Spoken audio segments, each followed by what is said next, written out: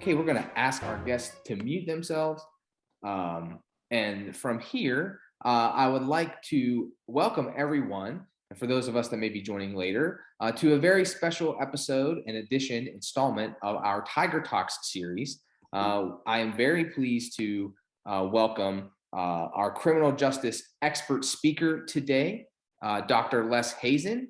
As operator and commander of the FBI's HRT, or Hostage Rescue Team, for 17 years, the nation's Tier 1 federal law enforcement counter-terrorist tactical team, Dr. Hazen has planned and evaluated multiple levels of exercises in support of state and local government entities, as well as foreign and domestic private sector clients, and led all aspects of critical incident response and crisis management related to high-risk, natural disaster, and sensitive operations within the United States and abroad. With a blended background of academic excellence and practical experience, Dr. Hazen has designed, developed, and executed law enforcement and crisis management training curriculum for FBI SWAT and hostage rescue team training programs, establishing himself as one of the world's leading experts in the field. A U.S. Army veteran holding a doctorate in philosophy in business administration, specializing in Homeland Security leadership and policy, as well as a Master of Public Administration in Justice Administration and a Bachelor of Art in Criminal Justice, Dr. Hazen provides training, consultation services, and litigation support to domestic and international clients in the public and private sector, as well as the FBI in the areas of critical incidents response and crisis management, active shooter, workplace violence training, and complex coordinated terrorist attack response, as well as Homeland Security exercise and evaluation program exercise design and delivery. He is also an instructor here at Salem University. With Dr. Hazen today is Dr. Cam Lounsbury, Associate Provost and Director of Criminal Justice here at Salem University. Dr. Lounsbury brings nearly 3 decades of experience from military and corrections, including extensive experience in military police and 20 years as a correctional counselor in the Federal Bureau of Prisons. Doctors Hazen and Lounsbury, welcome today. Thank you. Thanks, Ryan. And without further ado, we want to kind of get into today. Dr. Lounsbury, you're the resident, you are also, in addition to being the Associate Provost here at Salem, you're also the Director of Criminal Justice Programs. So I will hope that you will guide me if I go astray and misrepresent anything, because criminal justice definitely isn't my academic background, but it is something that I'm interested in, especially Dr. Hazen and I were kind of talking offline here before. I can remember being a kid and, for me being tied into current events, the Oklahoma City bombing and the Waco thing were that was my first FBI kind of on the news, and then just learning more about it and being interested in that. So I'm really excited to talk to Dr. Hazen today and kind of get his insight and expertise. So I want to kind of get into the first question that we have here. And Dr. Hazen, can you just kind of tell us a little bit about your background and what your pathway was to starting with the FBI? Yeah, sure. I'm not sure it's going to be really revealing, but I'll tell you how I came on the career trajectory that I ended up with. I grew up in a military family. Both my parents were Marines. My brother was an Air Force Academy graduate F-15 pilot.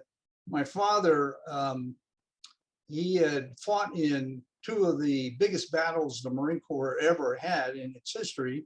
First was the Battle of Iwo Jima in World War II, and then the Chosin Reservoir during the Korean conflict. He spent 32 years in the Marine Corps, and he retired, and I think I was about in the 7th grade. So I grew up in a military environment. There was never any question that I was going to serve my country in uniform. The only question was really what branch and in what capacity. So that was my career path from an early age. And during my youth, I grew up with the old FBI TV series with Epperlin Zimbalist Jr. and Dirty Harry. So I had that whole law enforcement thing operating in the background, knowing that I was going to go into the military. So my first actual exposure to the FBI, I think I was about 13 years old, and we were living on a military base, and the doorbell rang, and I answered it, and there are these two poster gentlemen for the FBI in navy suits and white shirts and wingtips, and they flashed their credentials at me and wanted to talk to my parents. Well, you can imagine what that does to a 13-year-old. It turns out that there had been a homicide on the base we were living on, and my parents happened to know the individual that was killed, and they wanted to interview my parents. So that was many years ago, and I still remember like it was yesterday. I'm not sure that had a major impact on my career choice, but I went into the Army in 1976. The Army was exceptionally good to me. I enjoyed it. It was challenging, and I don't know how else to put it, but the Army gave me literally everything I ever asked for, to include probably the choicest assignment in the Army at the time, which was at the Presidio of San Francisco. And while I was at the Presidio as an MP officer, I served in an MP battalion in various leadership positions, and also as the MP operations officer for garrison law enforcement. And I became acquainted with several FBI San Francisco SWAT team members, and became friendly with them, and we did some work together and we trained together. And then there's no other way to put it, they basically recruited me into the FBI. So I stayed in the Army 6 years, applied to the FBI. It probably took me 3 years to get a new agents class, resigned my commission from the Army, and went to Quantico, Virginia for new agents training. So that was kind of the pathway for me into the FBI. Let's talk about that a little bit. What was new agent training like for you? Was it obviously you had the military background, and you would have gone through all the training there, but was it different? Was there anything that you weren't expecting, or what was like the one thing that stood out the most from you? I guess maybe not early part. Well, you're right in that the Army had equipped me and prepared me. And in particular, when I was in the Army, I was able to go to airborne school, jumping down to airplanes, as well as U.S. Army Ranger School, which is pretty notorious for being, challenging, I'll put it. So in some respects, FBI new agent training was a little bit of a gentleman's course compared to what I've been used to. The thing that was notable about new agents training was the legal training. As I recall, you're talking ancient history here, so forgive me, but as I recall, there were 2 legal tests, and I've never studied harder for anything in my entire life than those 2 FBI legal exams. And that includes all through my doctorate program. I mean, it was a crunch, and we took it very seriously. Now, that's right. And we did a lot of shooting, a lot of physical fitness. They brought in some experts that, we found fascinating. And I'm talking about things like, behavioral analysts that went eyeball to eyeball with the likes of Ted Bundy. So it was pretty interesting, but those are the things I remember most. Oh, that's very interesting things, because it would seem like you're kind of coming in that time where all that was kind of taking shape, that we read about now with like things like Mindhunter or shows we watch on Netflix, which is really cool to have that like living connection to someone who was kind of in the agency at that time. And we're going to talk about your significant experience about hostage rescue, but was that like, did you know that was where you were going to go first, or did you have to like kind of learn the ropes, so to speak, in the FBI before you're able to specialize? Absolutely. The hostage rescue team requires that you have a minimum of 3 years experience as what we call a brick agent out doing investigations. And but when I entered on duty in the FBI in 1982, and the HRT was actually stood up, became operational in 1983. So when I was a new agent, no, there was FBI SWAT teams, but there was no hostage rescue team.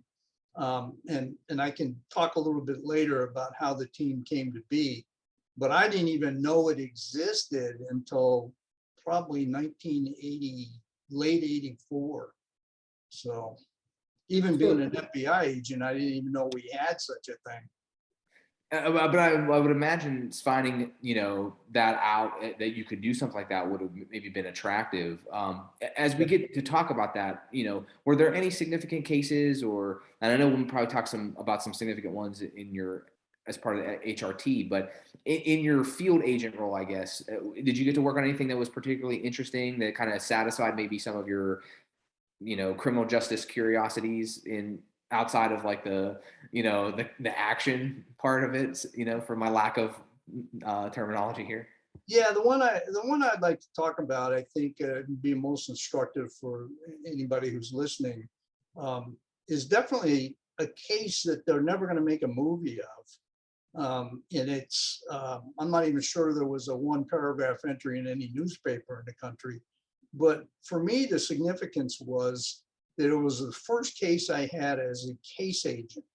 So to back up a little bit, when you leave Quantico and new agents training, I mean, it's hard to describe, but you feel like you've arrived at where you've always wanted to be your whole life. I mean, where else can they deploy you or move you to an American city somewhere? They give you a badge, a gun, a very good salary, very competitive salary.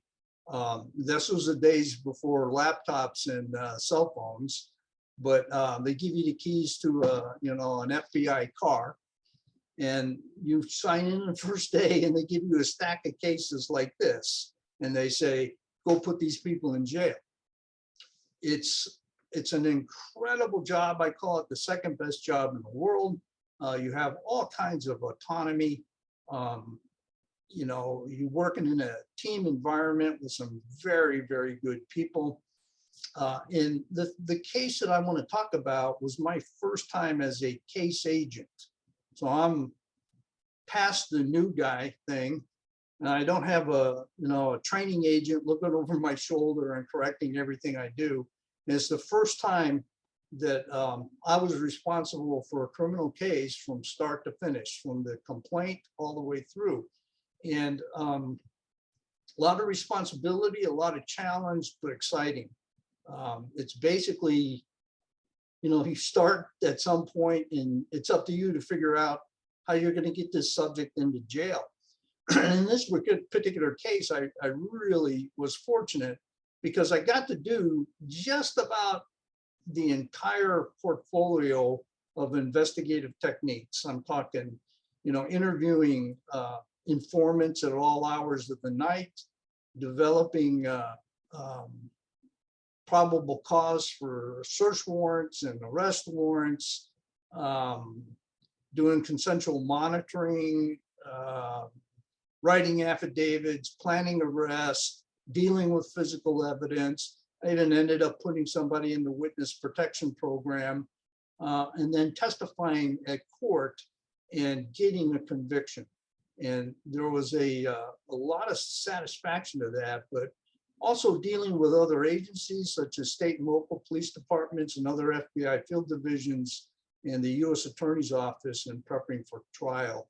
So that was my first case. Again, it was a criminal case involving interstate burglars that were hitting the southeastern United States in a big way.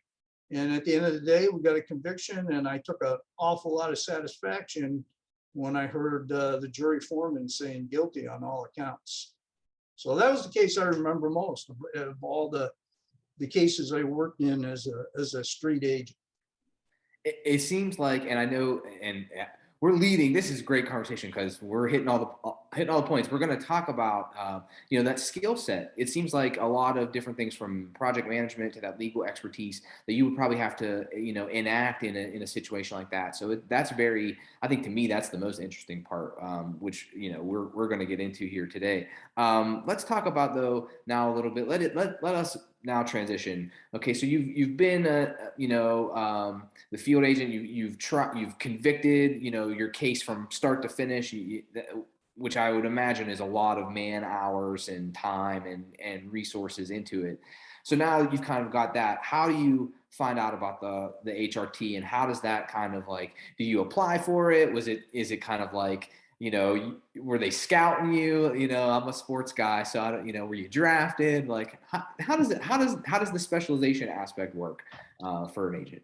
Well, I guess I'll first tell you about how I first heard about it. Well, I do consider being a street agent in the FBI, and probably universally all law enforcement agencies. Not every day is a good day. Even though it was a great career, I'd do it all over again in a flash. You have bad days just like you do in any profession. And I left St. Louis and I was assigned to New York City. And at that particular time, this was in the early 80s, all FBI agents work a minimum 10-hour day, minimum. You need to do that for something they call administratively uncontrollable overtime.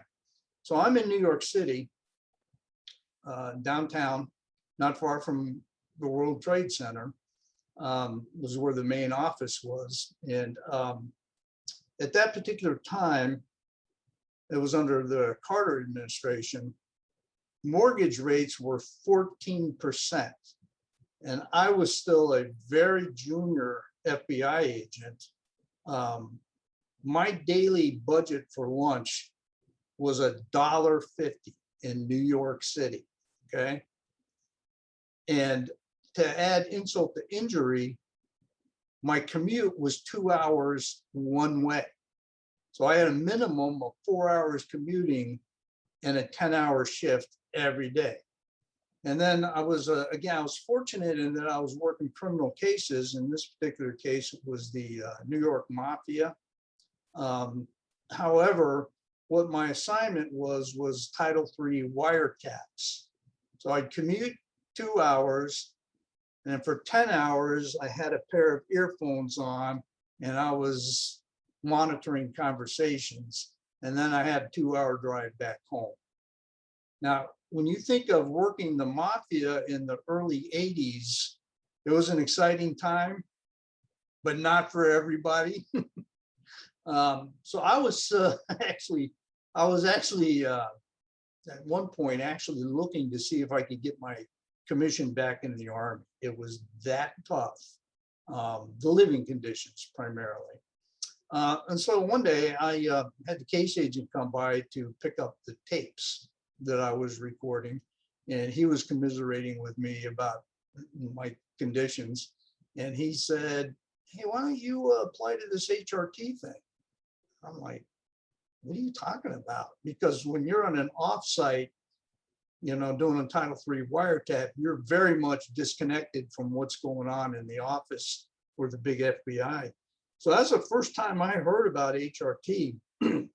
And that kind of very appealing to my background and interests. So I started looking into it and found out the process about how you can apply and go to what they call the selection course. And I was granted a selection. So the way this works is, number one, it's a voluntary process. And if you're selected to go to this 2-week selection course, you go down to Quantico, and it is a 2-week brutal test. It's very physically demanding. It's very oriented towards peeling away any veneer you might have and get down to who you really are under difficult, very difficult conditions. There's about 9 characteristics, and I don't remember every one of them, but things like, can you work in a team? Do you have good judgment? Do you get stressed out, et cetera, et cetera. And the whole idea is to strip away your last ounce of strength mentally and physically to see who you really are. Now, the selection course was designed by operators, in this case, first generation operators, who went all over the world to different military and law enforcement special ops teams, SWAT and military special ops. They even consulted with NASA, believe it or not, on what the selection criteria should be. And most, if not, well, the vast majority of the events that you're observed and tested on are built under the real world, and particularly previous cases that HRT had been deployed on. So just as an example, we're on a manhunt in the Grand Canyon of all places, and extremely physically demanding. And we replicate that in HRT selection to see how our candidates do. So that's the selection course. I think I probably ought to talk a little bit more generally about the team and how it was formed. Yeah, please. I would imagine, like maybe if you could give us kind of like what a day-to-day would look like, and Well, even before I get to that, so what happened was in 1972, the Munich Olympic Games was a watershed event in terrorism.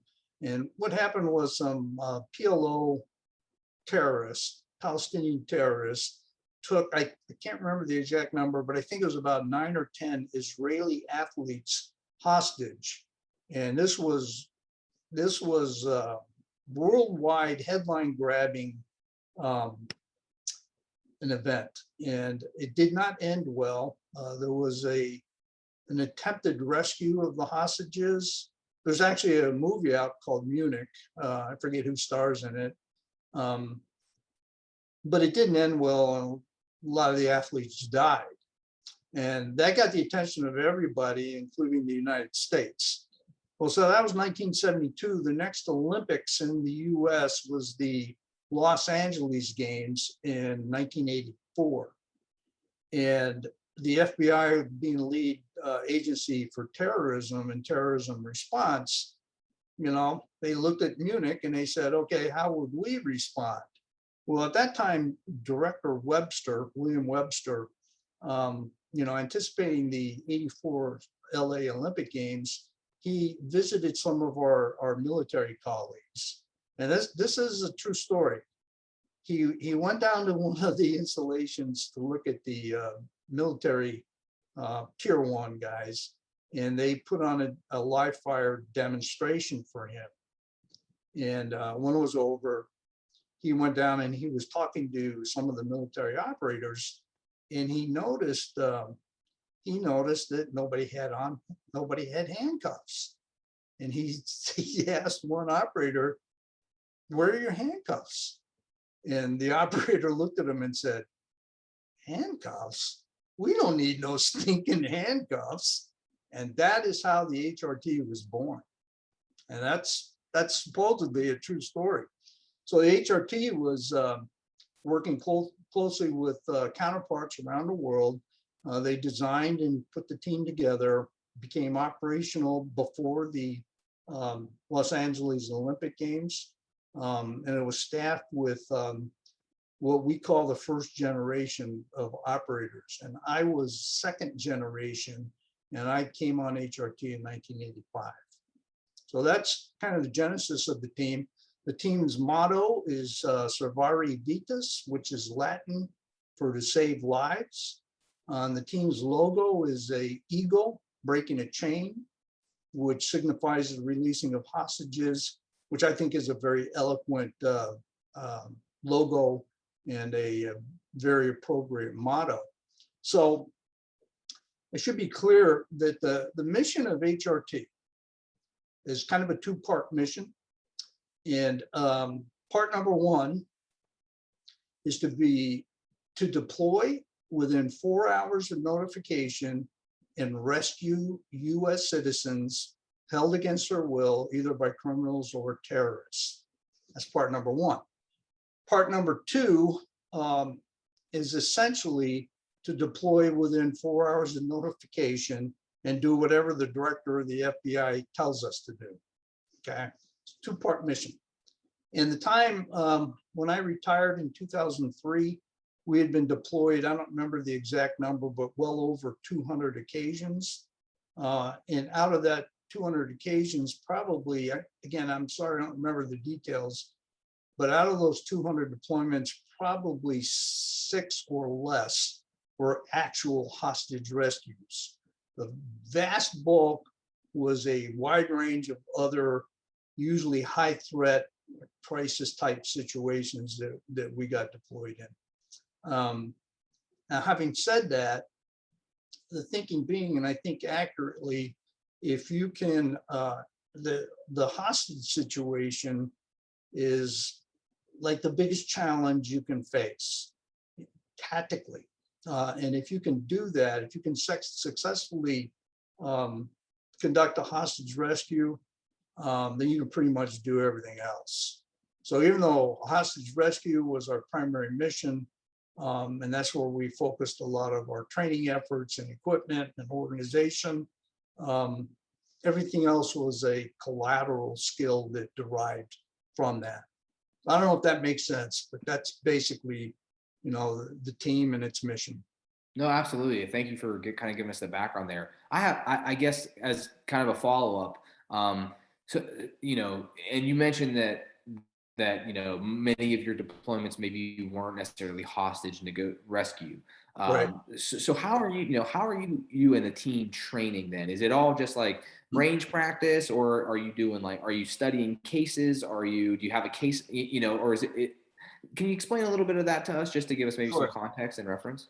Sure, absolutely. So the team, the cut to the chase, the team, if the team is not operationally deployed, it's training to deploy. So it's full time. I think when I was an operator, I had 9 different weapons that I had to qualify on every month. That's a lot of shooting. So there's a lot of shooting, but there are a lot of both individual level skills and collective level skills that go into it. Everything from climbing to scuba to fast roping to photography to land navigation to, the list goes on and on. So it was a very packed training schedule. Physical fitness was a huge part of it. And the other thing that I'll mention is during my years, we had a very small supporting staff. We just weren't funded to have a big supporting staff. So what that meant was that each operator had collateral duties, and I'll just say cold weather. So one of my collateral duties was cold weather operations. So I was the go-to guy on the team as a collateral duty for all things cold weather related, from snowmobiles to clothing and equipment to living in a cold weather environment.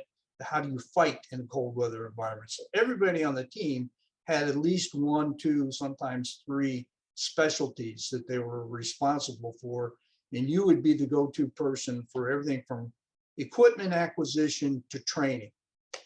So if we weren't operationally deployed, we were typically training, a lot on the range, or sometimes in scenario training, or we were working on our specialties.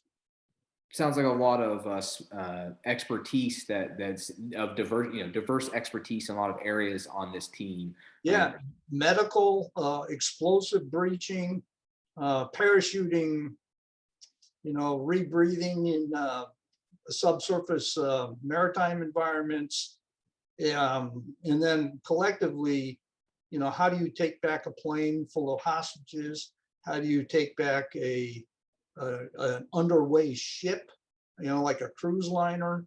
How do you operate in cold weather? how do you operate on trains, planes, trains, automobiles? How do you operate in bunkers or subways? I mean, it's really kind of a never-ending list. It seems like like you just have like the infinite scroll of scenarios that you guys Yeah. probably have practiced, you know. And those Um, those are those are the ones we can think of, right. But what worries you, what kept me up at night, especially when I commanded the unit, is what am I not thinking of? Were there any situations that you encountered like that? Um, no, I felt pretty confident in the unit's capability. Um, the one thing that literally kept me up at night was a hostage situation involving a school. And I don't know, Cam, you're probably aware of the 2004 hostage taking in Beslan, Chechnya, where 1,200 students and teachers were taken hostage and put into a small gymnasium. And it had a horrific ending. It was a horrific, I like to call it probably the most horrific terrorist incident in modern history, at least by my standards. Well over 300, I think 359 children died in that incident. And that's what kept me up at night. No, I can imagine that would be. I imagine that's one of the difficult parts of your role then as commander was, like you said, trying to anticipate those things, or if Yeah. they do happen, how do you resolve it differently from like a Russian government or agencies? Were there was now let me ask you this because I'm genuinely curious. Did you have a lot of collaboration with international partners, or was it Yeah. mainly national? Like with maybe ATF and folks like that? Or No, did you we have did. both? Did you work internationally and with other national law enforcement agencies? Yes, absolutely.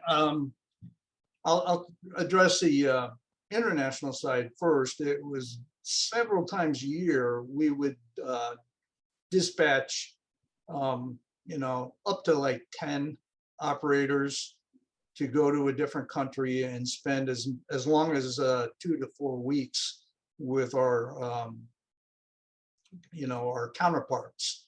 Um, in my case, I went to Egypt, South Korea, and Germany. But I'm sorry, also Australia. Um, and we would basically in bed with our sister unit and be in the line of march and go to the range with them and do their physical fitness. And at the same time, they would send their operators to us. And we did very similar things stateside in the United States, although the FBI SWAT program was like, I forget now, but I think like 1,200 FBI SWAT agents. They handled a lot of the local collaboration with the state and local police departments in their region. But every now and then we would have state, local, other federal agencies come to Quantico for a week and work with us. Secret Service is a good example. Secret Service is right up the road. We work with their counter assault folks quite a bit.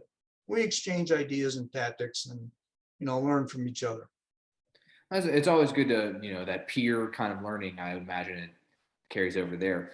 So considering the that your HRT experience, but also all of your other experiences as an agent. If we've got some students in here, we're going to share this with our students, in other courses. What are some of the desirable qualities that you would look for in a prospective agent, or that the FBI would be looking for in prospective agents? Well, I guess what I would like to lay out is a plan for students who may be listening. And I don't want this to sound like a checklist, okay? But here's what I would do that I think would help. First and foremost is to be as goal-oriented as you possibly can. So know what you want to do for the rest of your life professionally. Aim high, okay? And then if, as an example, you wanted to be an FBI agent, then what I would say is to learn as much about the FBI as you possibly can. Now, I'm not talking about, you know, what the FBI daily life is. What I'm talking about is a much deeper level.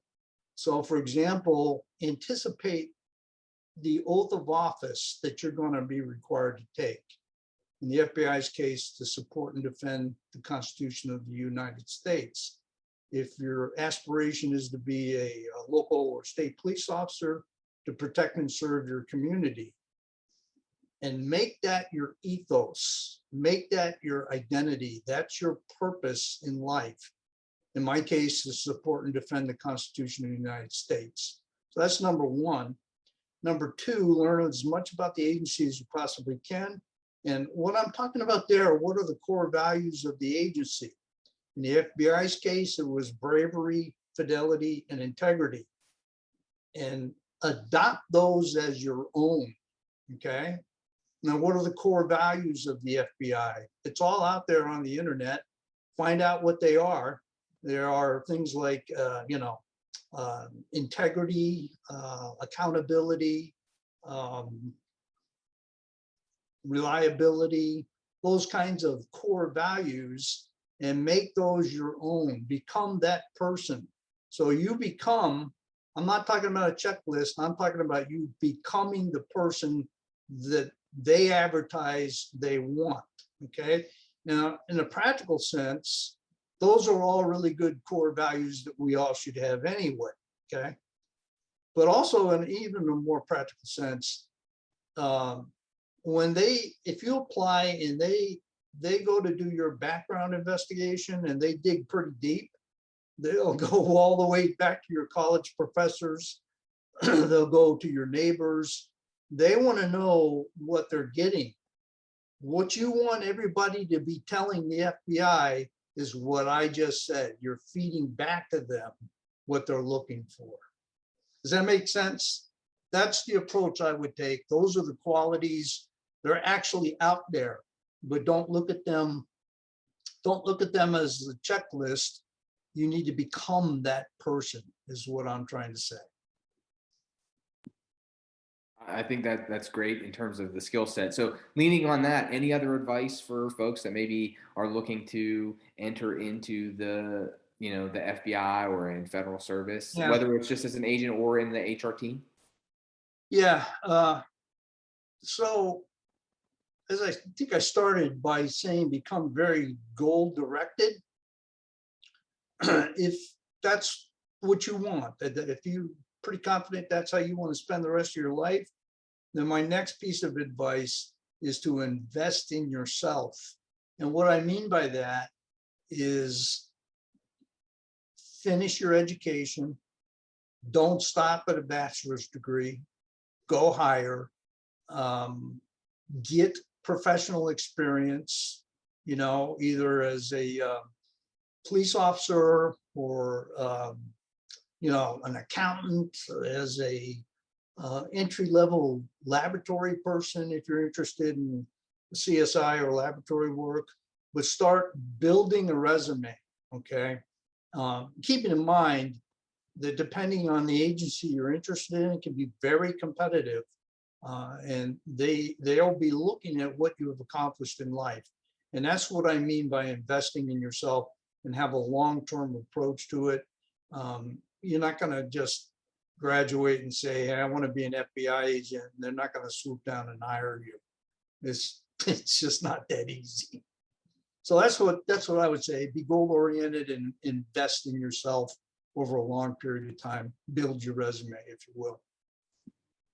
That's excellent. Before we get to like our question portion, I know Dr. Hazen was kind enough to share some kind of like artifacts with us about his time. So if you wouldn't mind narrating these for me. This first photo, obviously, I know that guy's Ronald Reagan, but can you give us some background to this photo? Yeah, sure. This photo was taken in 1987, and I can speak vicariously. I was not involved in the operation personally that led to this photograph, but in 1987, the HRT members of the HRT made the first arrest of an international terrorist in overseas. Actually, the guy's name was Fawzwas Yunus. He was pretty sure he was Lebanese. He took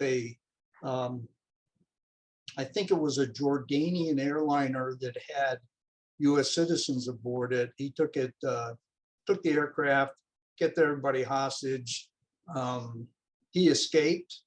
And then through an international undercover operation, he was lured out into international waters on a pretext, and members of HRT arrested him. First time, that was the first time an arrest was made overseas under the extraterritorial jurisdiction of the FBI. A couple of interesting anecdotes about this case was he was transferred to the USS Butte out in the Mediterranean. He was transferred again to the USS Saratoga, and then two HRT people, a pilot and the subject, were launched off the USS Saratoga and did a 13-hour nonstop world record flight back to Washington, DC, and we took them before a magistrate. So it was a very successful operation. First time it had been done. President Reagan approved and authorized it, and we sent him one of our shirts after the operation, and he posed for a picture. So It sounds like a James Bond movie plot, if we're being honest. Learn about it in international waters, and I mean that's you can't make like that was Hollywood called, can't do that. that was called Operation Goldenrod, and your viewers are welcome to go to the FBI website and read more about it. That's I pretty cool. unfortunately was not on that one, and if you missed a mission like that and you weren't called, it wasn't your time in the hat, it was devastating, because that's what we lived for. I can imagine that one seems pretty exciting. Okay, a couple more pictures here. Can you give us some context to this background? Yeah, that's usually once a year. We all got into our Class A uniforms, if you will, and posed for a picture. And this was, I think this was about 1998 when I commanded the team. I'm the gray-haired, ugly guy with a mustache and right of center. So I had the team at this time. That's a pretty impressive squad. I guess I didn't realize, how, and maybe this is Hollywood, me being suckered in, and you see these special forces and it's like 5 guys or, 6 people. But I guess to do all that you were able to do, you probably had to have a decent size, a pretty decent size squad. And I know you had mentioned some maybe underfunding at that time. I'm imagining at this point, maybe the need and the benefit and return on investment was starting to show itself a little more for the HRT?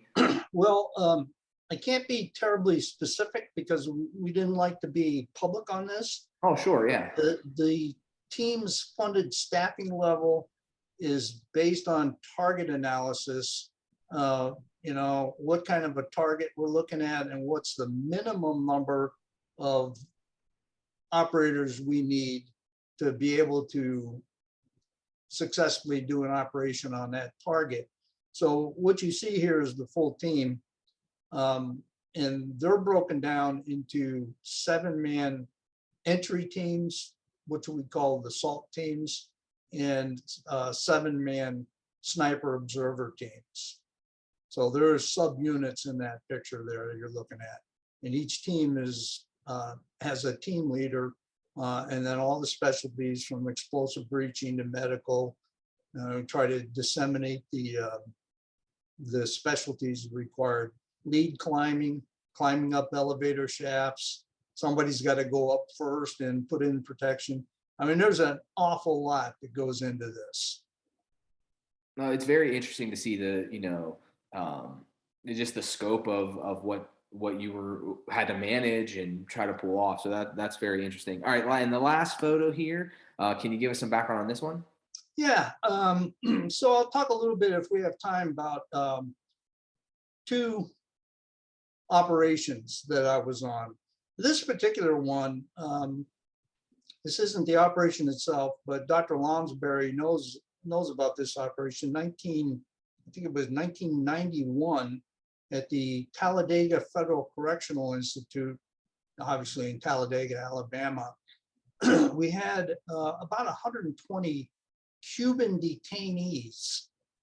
The foreground of that was back in those days, there was a thing called the Mariel boat lift, where a lot of Cubans, less than desirables, I'll say, were released by Castro, and they all came to the United States, okay, in one way or another. And the Department of Justice detained these people. I don't remember, maybe Dr. Lonsberry remembers, but there were a lot of them scattered throughout different correctional institutions.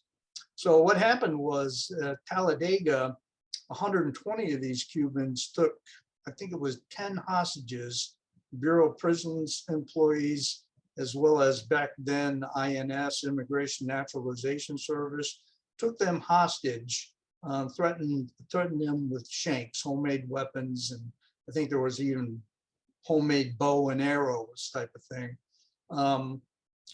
We were deployed, HRT was deployed to work with the Bureau of Prisons SORT teams as well as FBI SWAT teams. And, you know, HRT is it's a use of force option. And as you might imagine, you don't want to use force if you don't have to, because it's high risk. It's high risk, high gain. But obviously you want to try a non-lethal resolution to a situation like this. So they negotiated with these Cubans for a period of about 9 days.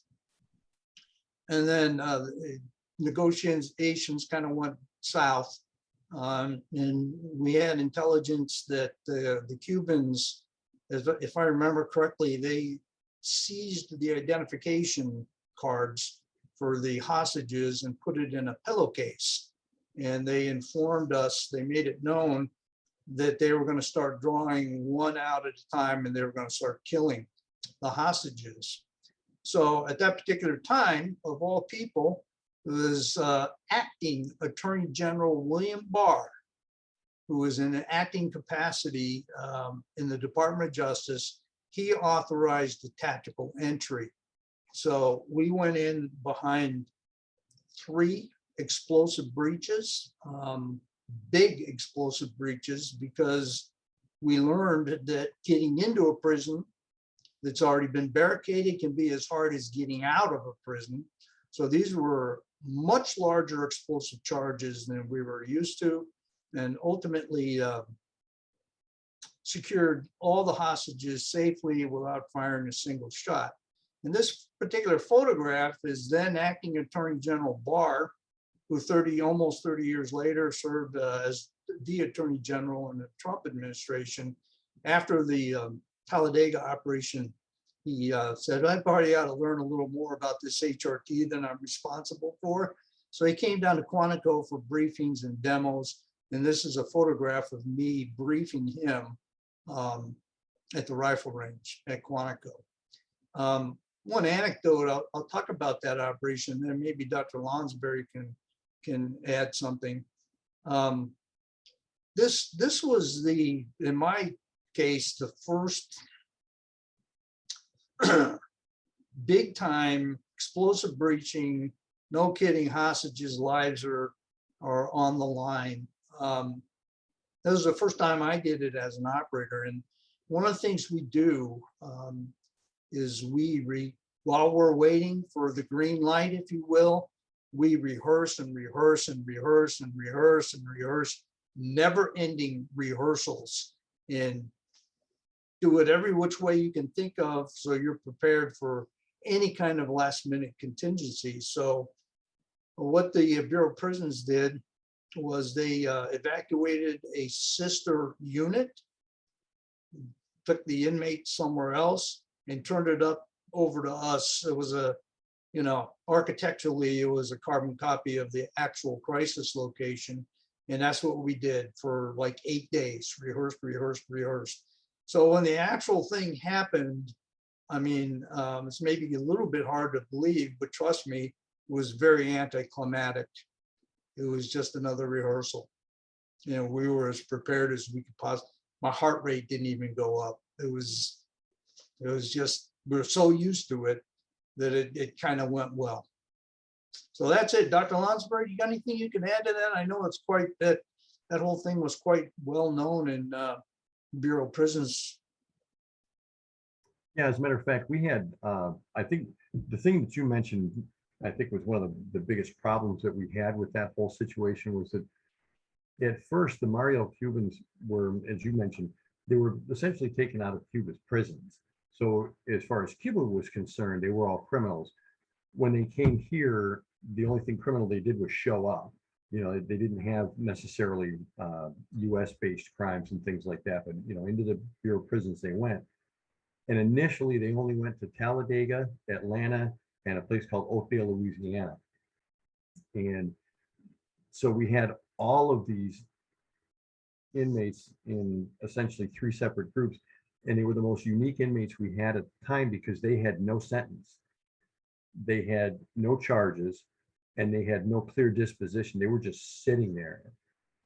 And the problem was, as Les knows, they were sitting there in 3 large groups. So when a few of them start to get disgruntled with the whole situation and begin to start thinking about these things, they have immediate access to all of their friends, all of their countrymen, and they can plan these things. I think that the scariest part for us was that they had forever to plan this. And there were so many of them together that they had the numbers to pull it off. I don't know if I can overstate the value of having FBI's HRT teams, particularly in Talladega, and Les is spot on. We heard those stories across the Bureau that as negotiations went on, HRT wasn't sitting around sipping coffee. I mean, they were assaulting basically a housing unit 5, 6, 7, 8 times a day. It does not surprise me, Les, to hear you say that your heart rate didn't even go up, because you must have done it probably 12 or 1,500 times, you know, before the actual bell rang. So, I mean, that's the beauty of having a team like that is so committed. And we'll do this 24 hours a day until the real green light goes on, and we'll just waltz through it and, you know, make everybody safe. So, but since then, we'd kind of realized the mistake we'd made and began to kind of dispose of what cases we could, get some of these Cubans kind of spread out a little bit so that they weren't all concentrated in one area. It was a pretty big operation for a number of years. Yeah, the Cubans, we used to call them our best customers for a number of years there, because as Dr. Lonsberry mentioned, there were Cubans at Oakdale and Atlanta, as well as Talladega. And our first deployment with them was actually, they took hostages in Oakdale, and we deployed to Oakdale. I remember having Thanksgiving dinner on the perimeter of Oakdale Federal Correctional Institute. That was successfully negotiated, but almost concurrent with Oakdale, the Cubans also took hostages in Atlanta, the penitentiary. And so we deployed from Oakdale directly to Atlanta, which was also ultimately negotiated. Talladega, though, kind of went south. So we're actually used in Talladega. And I'll be honest with you, Ryan, it wouldn't surprise me with my, one of the reasons Les and I speak a lot of the same language here is that he understood a bit of the Bureau of Prisons operations, and we had our own hostage negotiators at the time. I'm sure the FBI was very heavily involved in negotiations.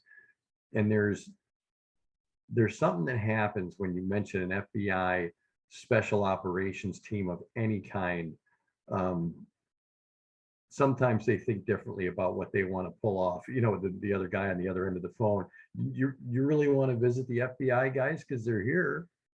You know, we send them in if it gets ugly. You know what I mean? And it wouldn't surprise me if Atlanta and Oakdale that you know wasn't kind of thrown into the mix, and maybe they heard about what Les and his team done at Talladega. You know, some of this, as he said, some of the details kind of escape you.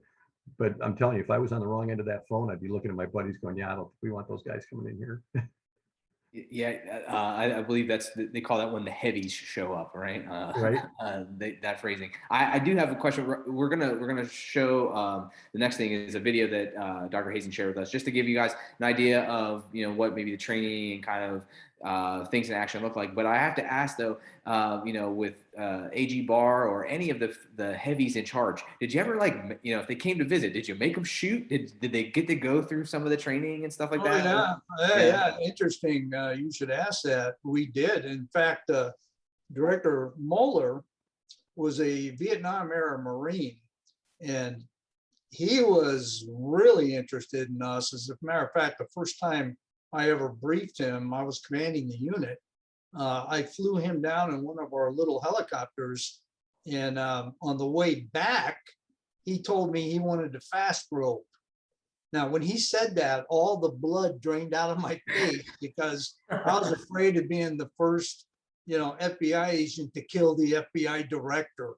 Fast roping is very dangerous. As a matter of fact, we've lost 4 HRT operators and 3 of them died in fast roping accidents. Some really tragic cases.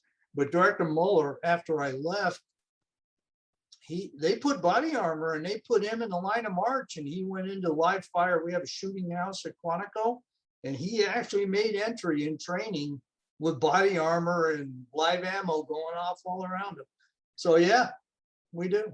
Very cool. Very cool. All right. And then the last thing we'll show you here is kind of this, just this video of the HRT in action, which Dr. Hazen was able to share with us. We have the capability to do dive operations, subsurface delivery, waterborne, a full range of overland mobility, meaning we can go over land through the desert, Arctic cold weather terrain with the snowmobiles, four-wheelers. We have gun trucks and all sorts of other platforms that allow us to access pretty much any environment here in the United States. Hear the devil calling. Hear the devil calling.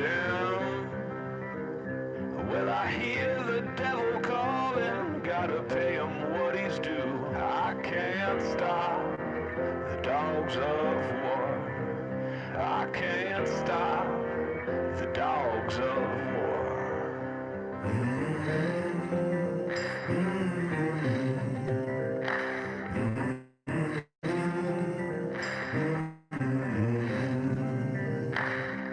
See the fields burning.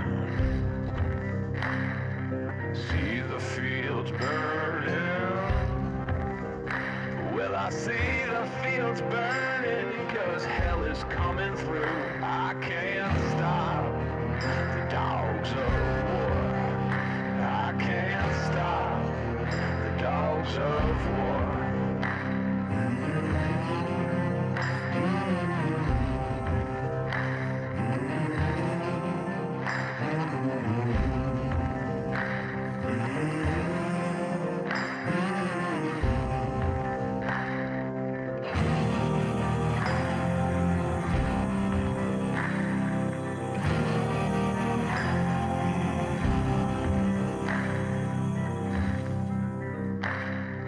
Feel the river rising. Feel the river rising. Well, I feel the river rising. Devil's coming up for you. I can't stop the dogs of war. I can't stop the dogs of war. I can't stop the dogs of war. I can't stop the dogs of war.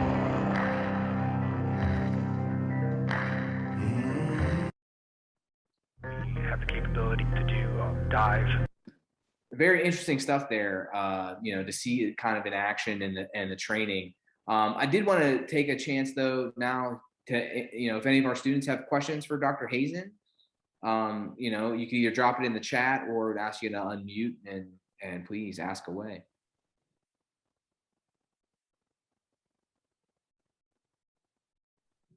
Nobody's going to ask me if there's any women on HRT. We saw that from the picture, right? That was that looked pretty encouraging. But is there a lot of are there a lot of females that have applied agents to join HRT?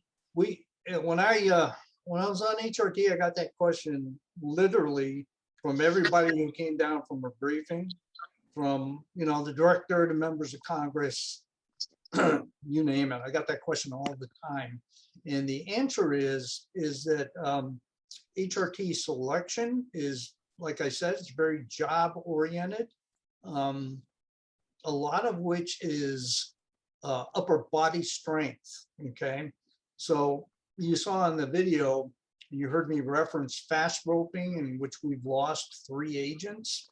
So one of the selection events is that you have 60 pounds on you, and you come off a stationary. Fast roping is nothing but a big, thick rope that you're not tied into. You slide down it just like a fireman's pole. And we put 60 pounds on our selection candidates, and they are required to go down to about 10 feet. Somebody gives them the command to stop, and they have to come to a complete stop and hold it for a period of time.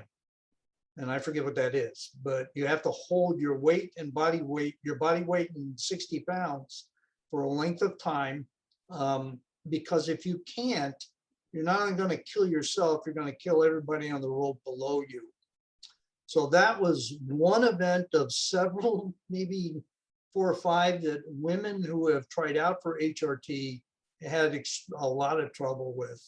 I mean, we had some really competent women, triathletes, been on FBI SWAT teams, but some of the physical requirements, they just weren't able to pass. So I don't know if they have any women on there currently. It's open to them, but I've never known one to actually make it into an operator status. It's probably a matter of time. Sooner or later, there'll be a woman on there. I'm going to switch this one to Dr. Lonsberry now. Considering everything Dr. Hazen's talked about, how do the programs, your program specifically at Salem, how can students that are in them or maybe interested utilize them and kind of put all this together towards a career at FBI? So I think one of the most critical things really is researching a little bit on the faculty that we have, because I like to brag about our faculty, and I can do so even more now with Dr. Hazen on board. We have a couple of people now, especially with Les, from the FBI. We have some other people that are, from other organizations, and, kind of pick their brains and, when you get a moment, ask them what did you do when you were in the field? And when somebody like Dr. Hazen says, well, I was in the FBI, hit them up for information on how they got in, what it takes to get in. I think one of the most valuable things about this talk was when Les was talking about, the qualities that these agencies look for, in addition to the education. And I think one of the reasons that Les and I get along so well is we kind of look at the profession in much the same way. Don't just learn what that person is, be that person. This is just kind of one of those things that kind of takes hold of your life. This is just who you are. It's not just what you do, it's who you are. So it's one of those occupations that's as much a calling as anything else. It's kind of like any first responder. You hear it from the medical field, from firefighters. So I think that's, take the courses that we have. Les has been looking at some of our courses. I'm looking very much forward to see what he makes of some of them, and compare that or combine that with the things that you get out of talks like this, when you have a chance to get some informal time with one of those people. Absolutely. Well, I want to again thank you, Dr. Hazen, for taking the time out today to talk to us and really fill us in on your background and what the HRT does and really the career path in FBI. That I think was very insightful for our current students and for our prospective students also. Well, thank you for having me. It was an honor. I hope I didn't bore everybody to tears. That was very insightful, and we'll look forward to doing something like this with other faculty, and maybe we can bring you back on for like a round 2 at some point as well. Look forward to it. All right, thank you everybody for joining us, and that's our presentation. Thanks for checking us out here at Salem University. You can find all the information on the criminal justice programs at www.salemu.edu. Until next time, see you later.